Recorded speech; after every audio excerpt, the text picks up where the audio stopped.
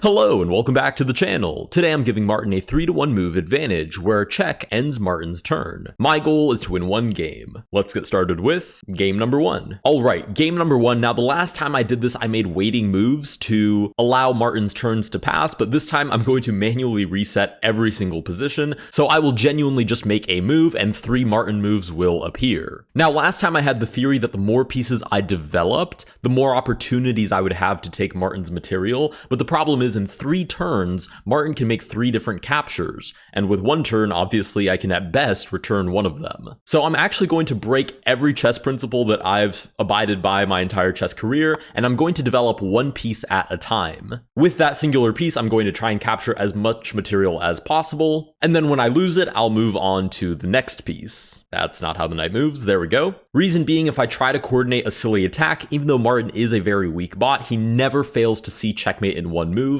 That's to say, if your king were on h3 and somehow moving the pawn to d5 would give a discovered checkmate, Martin will see that idea, and inversely, he will also block any checkmate in 1 move. So that's not going to work. We're going to try developing 1 piece at a time and see how that goes, but let's get Martin's moves on the board. Okay, from Martin, we have the additional b5 and d5 on the board. And you know what? I might just treat this singular pawn as my first developed piece. Because obviously if I try to keep developing and somehow defend this pawn, in 3 captures, a lot of damage could definitely be done. So I'm just going to capture this pawn on d5. Okay, for Martin's next 3 turns, he plays knight to d7, knight c5, and knight to d3, which does put me in check, but luckily I can simply capture that knight and develop another piece. We have g5, h5, and knight to f6 on the board. Broadly speaking, I think all I have to do is eliminate all of his pieces, and then I can eventually worry about exactly how I'm going to checkmate the king, when the king can make 3 moves and I can only make 1 at a time. But I definitely don't think it's worth the headache of trying to checkmate Martin with any pieces left on the board. So let's just keep capturing a whole bunch of material. Okay, we do get queen to e6 check, which frankly doesn't pose any new threats, so we're just going to play knight to e2, block the check, and move on. We get b4, castles, and queen to d6. I'm still not seeing anything that I need to be worried about, so I'm just going to keep pushing random pieces. Okay, somehow Martin is actually sort of regaining his footing. We've got queen takes the pawn, a5 solidifies the pawn on b4, and we've got a developed bishop on e6. None of which is a good sign whatsoever. Unfortunately, with my theory of just trying to use 1 piece at a time, I've put myself in a little bit of a compromised position here in terms of piece activity, which I guess was the idea. I mean, you can see I haven't really lost any material, but I also don't have anything active to play for, so I guess I'm just going to castle my king, try to keep him nice and protected. And Martin seems to just have gotten to the point of just shuffling pieces around. Bishop c4 is something of a concrete threat, but my only real concern is that he should magically do something like queen c6, line up the bishop, and somehow get checkmate. Because again, he'll never miss mate in 1 move. But something like bishop c4, to be frank, I'm not even 100% sure that he's going to take back. So we'll capture on c4, we get king to h8, but he still has 2 more moves. Okay, and he uses them on knight to g4, pawn to e6, and absolutely no recapture. Now, weirdly enough, this is somehow scarier because I definitely do believe that Martin is capable of playing, say, queen to c7, and on the second turn, taking on h2, because that would be mate in 1 move. So I might have to actually leave this bishop hanging and do something to defend h2. Because again, very non-zero chance that Martin, accidentally plays queen to b8, and then with mate in 1 on the board, he will not miss it. So let's do this. Let's actually play knight to g3 and just cut the queen off on this diagonal, and he still completely ignores the free bishop. But he has 2 more turns, which he elects to use to play pawn to f5 and drop the knight back, creating a threat against the bishop, which he definitely didn't already have. Now, I'm assuming that I should really just drop the bishop back here. I have to play this slow and steady. You can see I don't have a lot of pieces developed, but I don't really have a choice. If I play too aggressive, Martin will start capturing pieces and just on RNG start moving his pieces back to safety. So let's move the bishop back to e2. Okay, we get a4, knight c4, and king to g8. And again, this is kind of what we were looking for, right? We see this free material on h5, but I'm actually more inclined to just capture the knight on c4. Oh, which he actually instantly recaptures. Okay, no comment, I guess. I was going to trash talk a little bit, but okay, we immediately lose the bishop. 2 more turns for Martin. And we get rook sliding over king to g8. Now I wonder, is it too risky to just drop the queen on h5? Reason being, obviously I could create some sort of really menial threat, like, I don't know, pawn d3 and just hit the queen, which I'm more tempted to do. It seems a little more concrete. I've gotten this far already, which is much better than the progress I made last time. But queen to h5 creates so many attacking opportunities that it just seems like a good time. Problem is, if I play queen to h5 and Martin plays like, I don't know, 1, 2, and then queen g4, I'm going to regret that eternally. So we'll play on the safer side of things. We'll play pawn to d3 and just target the queen, which instantly does move back. Alright, 2 turns later and we get f4 threatening the knight, and then just randomly e5. So I should probably move this knight out of the way. Obviously this checkmating threat is long gone in history.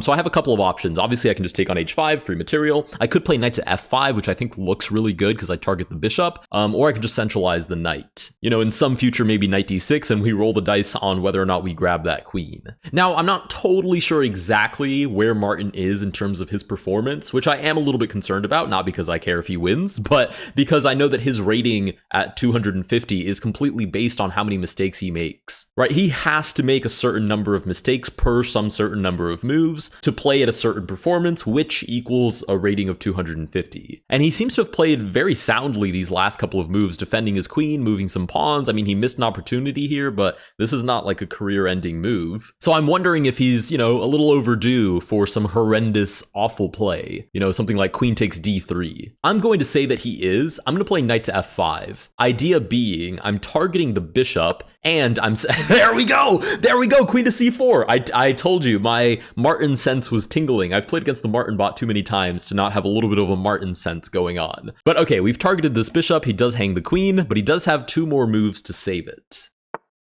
which he does manage to do, kind of.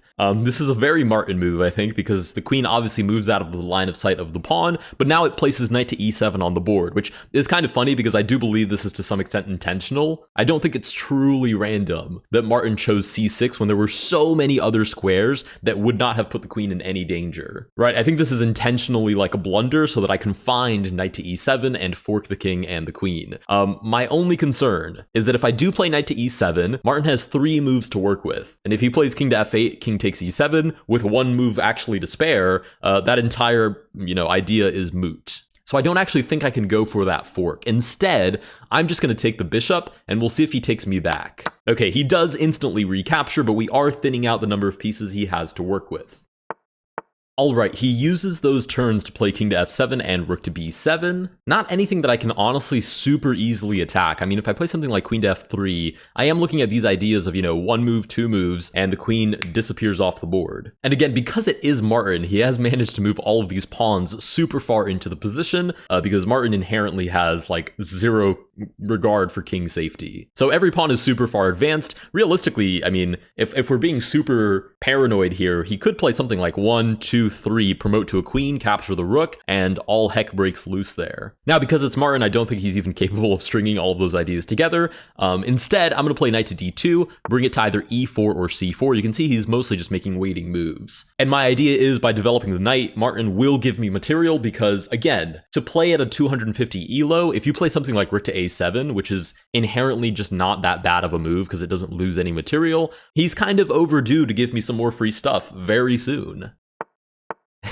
Or weaken his king to brand new levels, king being almost the most advanced piece in this position. So we have all of these super weakened light squares. I mean, queen to g4 is almost a no-brainer move. Again, I'm just really paranoid about bringing out my queen, and then, I don't know, 1, 2, and then 3. Because Martin will play queen to h5, 0 concern. Martin, after queen g4, king f6, Martin will play queen to h5 without batting an eye. And the problem is, after that, like a little kid to some candy, he'd be like, oh, look at that, some free candy, and capture my queen. So on the upside, I wouldn't put anything beyond Martin. There's a whole bunch of free material coming my way if I play this right. The downside being that I wouldn't put anything beyond Martin. I mean, if he could play king to f5, he would, and capture my queen anyways. So I think slow and steady wins the race here. Let's play knight to e4 and hold our ground here a little bit. Queen to h7, so far so good. I just need this now. I need queen takes and then leave the queen. Okay, queen g8, king e7, really a whole bunch of nothing burger moves. I'm just going to wait around a little bit longer, slowly kind of loosely develop my pieces, but I'm pretty confident that this knight is about to catch a fly in its trap, like Charlotte's Web. Okay, Martin is literally just wasting moves. Queen g7, queen g8 just does nothing. Maybe I do need to start playing a little more aggressively. Let's go bishop d2. I can't believe bishop d2 is my version of aggressive, but as far as this specific challenge slash variant is concerned, even thinking about creating a threat on a pawn that would hang a bishop is a little bit of an aggressive move, because king to f7 and then 1-2 disappears that bishop off of the board, but we are just met with queen to e8. Okay, and Martin has genuinely just moved all of these pieces off of the back rank and resorted to shuffling the queen around on this newly found space. So let's go. Let's start committing to some actual piece activity. Let's take this pawn, put the king in check. Nice. Okay, we get rook to e7 and king to c8. I knew Martin was overdue for some free material, so let's grab the exchange here. Wow, and he doesn't even take back. But he does have 2 more turns. Okay, with his extra 2 turns, he experiments a little more with the rook, recaptures the bishop, and slides it over to d7. Honestly, well worth it. We've quote-unquote lost a bishop, but we earned a rook and a pawn in exchange. So if we can sort of keep that momentum going, eventually we'll have cleared off all of these other pieces. I'm actually thinking I want to play something like b3 here. My only concern is that if I open this Pandora's box and I go, and rather Martin goes 1, 2, 3 all the way down the line, I'm going to deeply regret this when I could have just held my ground. But I would love to open up a file and get some diabolical, checks going on. But again, I have so much to lose. Even if I magically made these pawns disappear and played rook to a8, 1-2, the rook is gone. Even if he plays 1-2 and then on the last turn captures with the queen, the rook would be gone anyways. I don't know, I keep talking myself into playing aggressively and then back down from it. I mean, even here, knight to f6 would be nice, right? Hits the queen, hits the rook, but what are the odds Martin doesn't just play 1-2 and disappear that knight off the board, right? I kind of have to wait for that free material. So we'll hold our ground. Queen to d2, maybe queen to c3 in some distant future.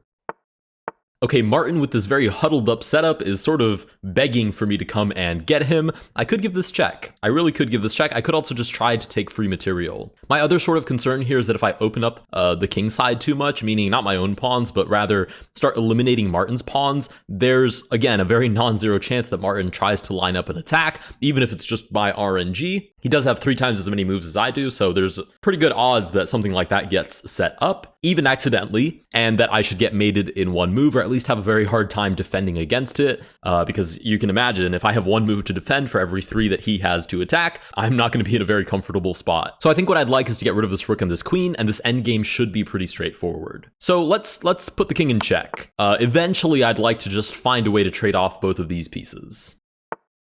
Okay, perfect. We get queen to a7 and queen to d4, which is a complete no-brainer recapture. Even if he does play 1, 2, 3, and I recapture with the rook, I'm extremely happy in that position. So let's go ahead and get rid of possibly my biggest liability slash headache, which is Martin's queen. With his next 2 moves, he plays king a7, king b6, which honestly is a pretty decent, okay move. I'm just going to start restricting his ability to make other moves, and eventually we'll grab this rook as well. Okay, he actually plays the sort of hyperbolic example that I gave, which is sacrificing the rook for the knight and then recapturing on e1. Like I said, I wouldn't put anything beyond Martin, but luckily we do have this recapture, and this endgame simplification should be pretty straightforward. He has very few moves that actually create any threats. Even if this pawn somehow took and then took on g2, it literally runs out of moves before it has any other ideas. So I think what I would actually take here, to be honest. But the problem is 1-2 puts me right back in a really weird pickle where I'm in a king and pawn endgame with no guarantees. So instead, I'm going to play rook to e4, I think.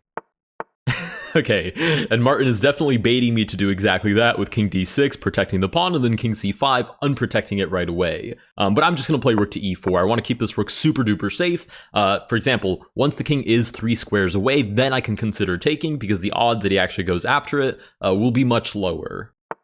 With king e6, then king d5, I really do think I can just take. I mean, there is 1, 2, and 3, but even that, if that somehow, by some miracle, was what Martin played, I still think I could win that. So I'm going to take on a4. Nice. e4 immediately puts king over and then taking the rook out of the question. No! You actually have to be kidding me. There's no... There's no way. Wait, how did I not even think of that? Was that always on the board and I just never noticed it? Wow, I take my rook off the back rank and instantly Martin capitalizes by forcing a pass pawn. E4 takes and then takes on C2 is so bad.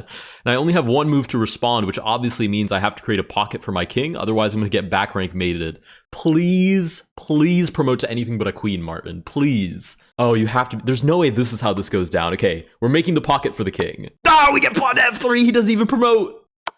No. Okay, so he does promote to a queen, which does give check, which instantly ends his turn. But ultimately, he does have a queen back on the board. Now, my only real hope is in Martin. Martin is Martin, so what are the odds this queen survives for more than another 5 moves? Hopefully very low, but I can also see something diabolical happening, like he just threatens my rook and then takes it. Because he will try to give up the queen, but if he doesn't give it up on a turn that I can actually take it, then he can capitalize on the fact that the queen is in a really good position to take free stuff. So king to h2 here is the only move, not much to overthink. Oh, queen to c7 instantly ends his turn again, which is check. I could play pawn forward, takes, creates another passed pawn. That's not ideal. But if I go back, then there could be repetition, which I'm really not interested in. But I can do it at least once. Wow, he might actually try to go for repetition. Okay, if I do it again, that would repeat 3 times. Again, all of these were checks, so they instantly ended his turn. G3 is the only way to play for a win, so that is what we will do. He'll take with check, again, instantly ends his turn.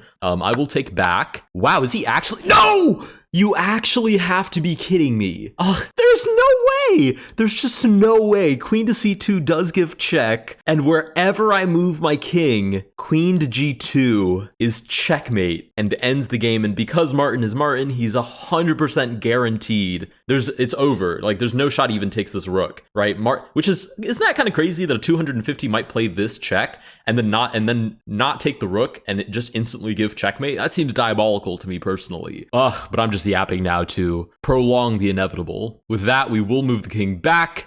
Martin always sees checkmate in 1. Queen to g2 is, in fact, mate. And I managed to lose this challenge for the second time. I will end the video there because this took me upwards of 40 minutes to record. I have no idea how long this is for you guys. I'm assuming I'm gonna guess that this is an 18-minute video for you guys, but it is definitely a lengthy process. So that does conclude today's video. If you guys did enjoy this video, please consider liking and subscribing. Let me know down below if I should do this challenge again and if I should adopt a different strategy. To be frank, I really think this was a great strategy. I just think I messed it up when I took the rook off the back rank and forgot about magical pawn promotions. Anyways, thank you guys so much for watching, and I'll see you guys in the next one. Also, I saw your guys' comments about me humming my outro. I genuinely do that every single recording. I just never put it in the video. And last time when I was editing, I was like, might as well throw it in. So